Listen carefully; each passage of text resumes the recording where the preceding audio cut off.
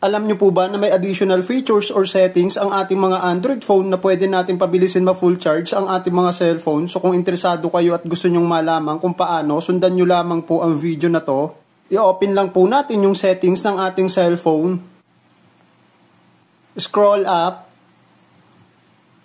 At hanapin at itap lamang po natin itong battery. So paalala ko lamang po na hindi po tayo pare-pareho ng cellphone kaya maaaring meron o wala po neto sa cellphone nyo. At dito po ay makikita natin itong additional features. So itap lamang po natin yan. At makikita po natin dito yung speed up charging. So dapat po ay itagil on natin yan. At dito nga po ay mababasa natin na nakalagay dyan, connect the supply charger to speed up charging when the screen is off and the battery is low.